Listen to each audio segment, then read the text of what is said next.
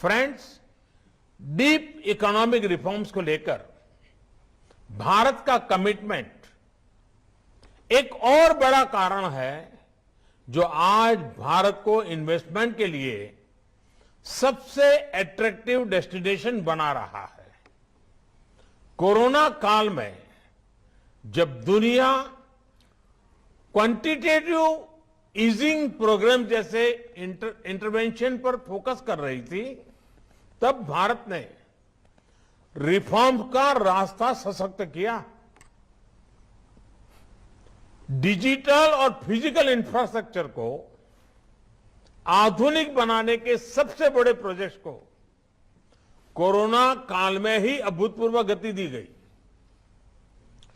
देश के 6 लाख से ज्यादा गांवों को ऑप्टिकल फाइबर से कनेक्ट किया जा रहा है। विशेष रूप से कनेक्टिविटी से जुड़े इंफ्रास्ट्रक्चर पर $1.3 ट्रिलियन का इन्वेस्टमेंट किया जा रहा है।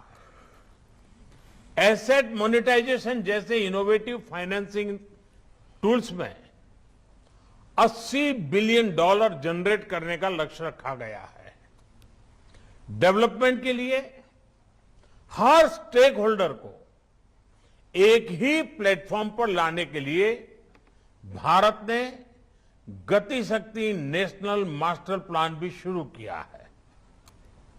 हम नेशनल मास्टर प्लान के तहत इंटीग्रेटेड तरीके से इंफ्रास्ट्रक्चर की प्लानिंग, डेवलपमेंट और इंप्लीमेंटेशन पर काम होगा। इससे गुड्स, पीपल और सर्विसेज की सीमलेस कनेक्टिविटी और मूवमेंट में एक नई गति आएगी।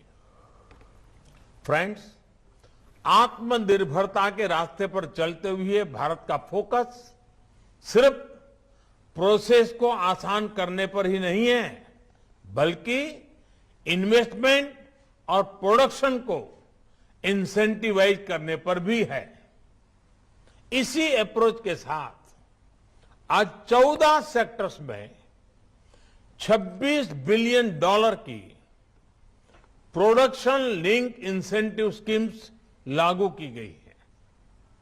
Fab, chip and display industry के निर्माण के लिए $10 बिलियन का इंसेंटिव प्लान इस बात का प्रमाण है कि ग्लोबल सप्लाई चेन को स्मूथ बनाने के लिए हम कितने प्रतिबद्ध हैं।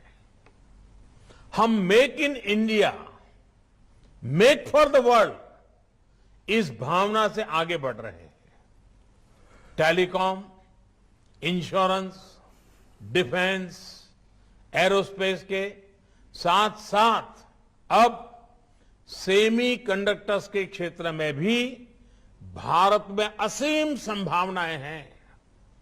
फ्रेंड्स, आज भारत वर्तमान के साथ ही अगले 25 वर्षों के लक्ष्य को लेकर नीतियां बना रहा है, निर्णय ले रहा है।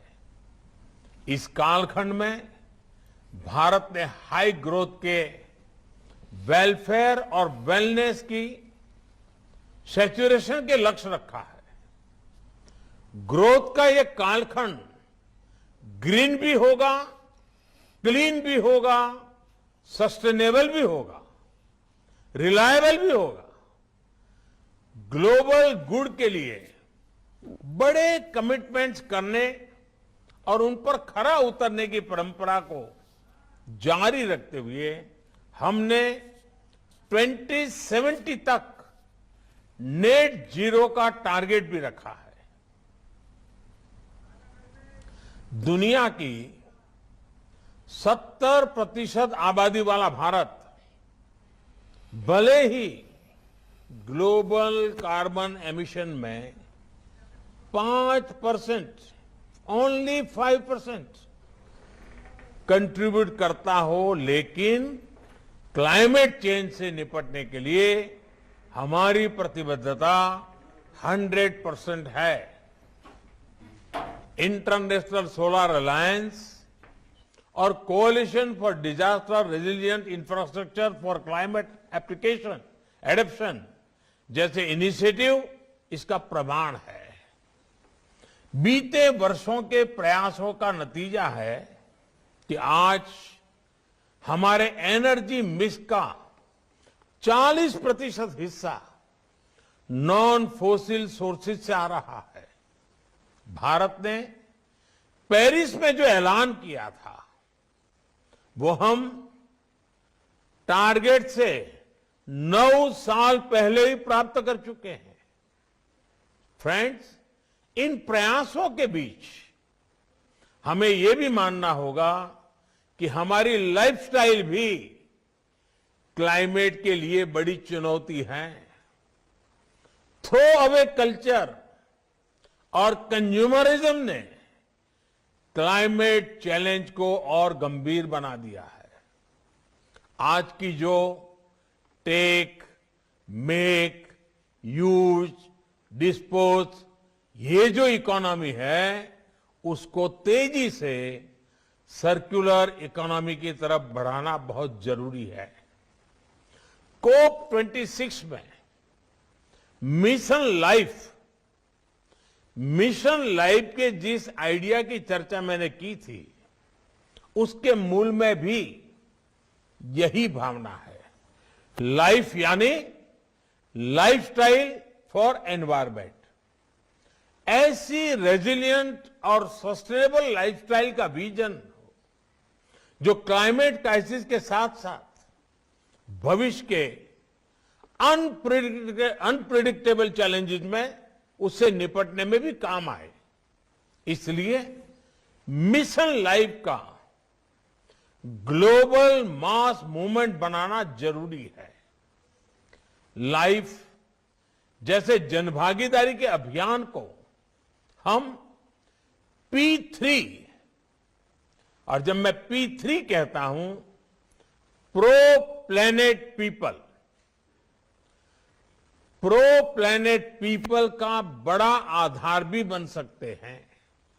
फ्रेंड्स, आज 2022 की शुरुआत में जब हम दावोस में ये मंथन कर रहे हैं तब कुछ और चुनौतियों के प्रति सचेत करना भी भारत अपना दायित्व समझता है।